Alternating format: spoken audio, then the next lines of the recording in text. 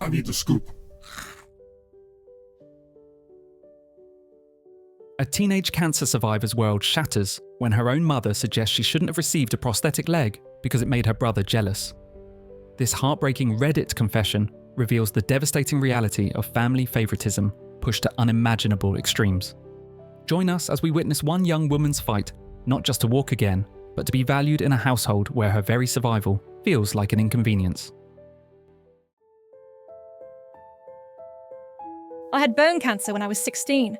It started in my thigh and spread fast. The only way to stop it was to amputate above the knee. I'm 18 now, and just barely putting myself back together.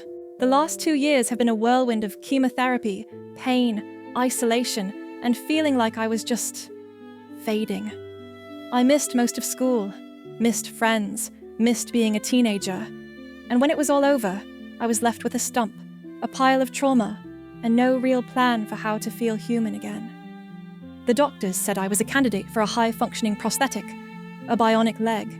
It wasn't just cosmetic. It would give me a shot at walking properly again, going to university on my own, even being able to do stairs without crawling. It's expensive, though.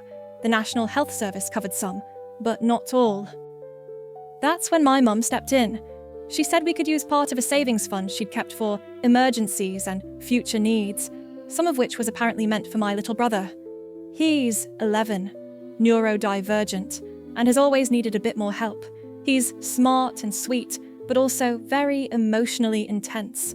My mum calls him her sunbeam, and honestly, the house has revolved around him my entire life.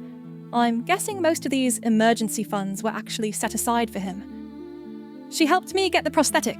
It changed everything. For the first time since the amputation, I could walk more than a few meters without crutches or collapsing from exhaustion. It's not perfect, but it's given me a future. Now, here's where things went sideways. Last week, my little brother had what my mum calls a bad emotional day. He told her he was sad because everyone paid attention to me, and I got a robot leg and he didn't get anything. He said it was unfair that I got something cool and expensive when he didn't. Instead of explaining the obvious, that I lost a leg, that this wasn't a gift, that it wasn't about fair, my mum sat me down and said maybe she shouldn't have spent so much on me without thinking of how it might affect him emotionally. I didn't know what to say. She said she regrets not waiting until he was old enough to understand, that he's very sensitive, and I need to try and see it from his side. And now, I feel like the villain, for surviving, for walking again, for not being smaller, quieter, easier to ignore. I didn't ask for any of this. I didn't ask to lose my leg. I didn't ask for her money. I didn't ask to be born into a family where even surviving cancer somehow feels like a competition I was supposed to lose. When I actually suggested to my brother that he could have the bionic leg if he agreed to have his own leg surgically removed, he started crying. I couldn't stop laughing, because right now, I feel like I'm being punished for not dying. The community rallied behind the original poster, unanimously condemning her mother's shocking favoritism and validating her right to medical care. Yet even with this overwhelming support, no one could have predicted how quickly the situation would deteriorate. Just 4 days after sharing her story, an unthinkable act of destruction would force her to make the hardest decision of her young life. Hi again. I wasn't planning on posting a full update, but honestly, I don't even know how to process what just happened, and I need to get it out somewhere. If you didn't see my original post, quick summary. I lost my leg to cancer at 16. I'm 18 now. Got a high-end bionic prosthetic with help from my mum. My little brother, who's 11 years old, has always been treated as the special one, and got upset that I had something cool and expensive. My mum made me feel guilty for surviving. Anyway, yesterday I came home from work. I do a few shifts a week at a local cafe to save for university. I had my prosthetic charging in my room, on its dock, like I always do. It's super delicate while charging because the joints are exposed and the internal circuits are vulnerable. I found my brother in my room. He had unplugged the charger!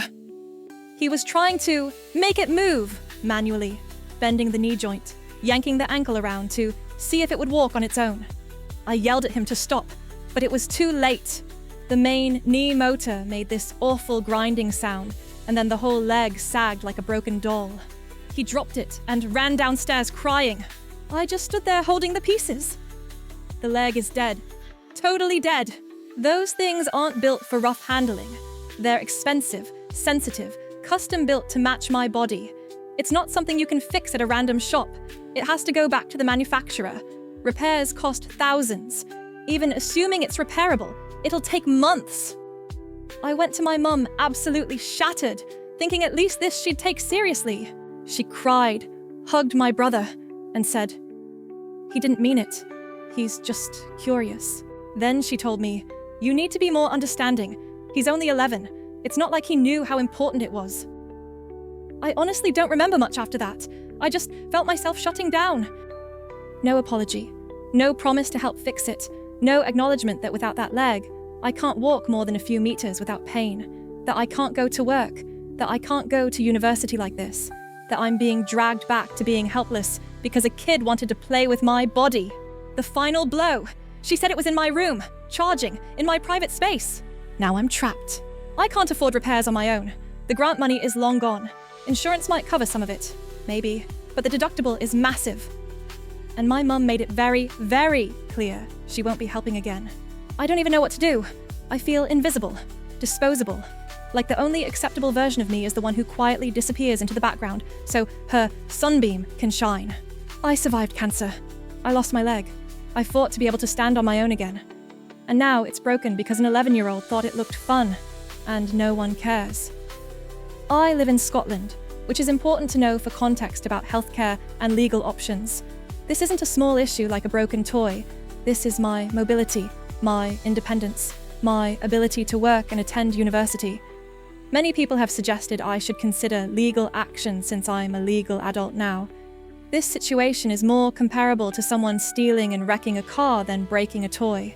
My parents should have housing or renter's insurance that might cover the replacement cost, and I might have more coverage through my health insurance than I initially thought. So, I guess that's my update. I'm still trying to figure out what to do next to get my mobility back. Readers were horrified by the destruction of the prosthetic leg, with many urging the original poster to take legal action against her own family. The emotional weight of being treated as disposable by her mother while being physically disabled by her brother's actions created an unbearable living situation. 2 days later, a moment of clarity would lead to a decision that would change everything. Hi again. I didn't expect this many people to care. Honestly, just having strangers tell me I wasn't crazy or selfish meant more than I can explain. I wanted to give a final update because a lot has happened since the last post. After my brother broke my prosthetic, and my mother basically blamed me for it, something inside me cracked. It wasn't anger, not really. It was this cold, heavy finality, like realizing a door had closed and no matter how much I knocked, nobody was going to open it. I stayed in the house a few more days. It was unbearable. Every time I saw my mother and brother, it was like nothing had happened, like my life hadn't just been shattered again. No offer to fix the leg, no plan to replace it. Just silence. Awkward family dinners. My brother bragging about how he figured out how the robot leg worked like it was some science project. So I made a decision. I called my dad. He and my mother are divorced. I've always been closer to him but didn't want to burden him before. I told him everything. He was furious. He showed up the next morning with his truck and said, "Pack what you need. You're coming with me." It wasn't a dramatic screaming match. I didn't even cry. I packed a duffel bag, grabbed my schoolwork, my clothes, what was left of my dead prosthetic. I left behind photos, decorations, anything that felt too tangled up with who I used to be, before cancer, before everything. When I walked out, my mother barely looked at me. My brother cried and said, "Don't be mad at me." My mother said, "She'll come back when she calms down." She still doesn't get it. I'm not coming back. I'm living with my dad now. His house is smaller, but it's quiet, peaceful, safe. I can charge my broken prosthetic without fear. I can walk, or rather limp, around without being afraid someone will sabotage me again. He's already helping me contact the prosthetic company to see about repairs or replacement. He said he'll co-sign a loan if insurance won't cover enough. He said, "You didn't survive all this just to end up crawling again." I have a lot of healing to do, emotionally too. But for the first time in 2 years, I can breathe. And when I eventually walk properly again, whether it's on this leg or a new one, it'll be because I fought for myself, not because someone gave me permission. Thanks for reading, for caring, and for reminding me that surviving isn't selfish. Sometimes the family we need isn't the one we're born into, but the one that truly sees our worth. If this story of finding strength amid unimaginable betrayal resonated with you, share your thoughts on family dynamics in the comments below. Subscribe to follow more journeys of resilience and courage, and check out our recommended video for more stories about finding your voice when those closest to you try to silence it.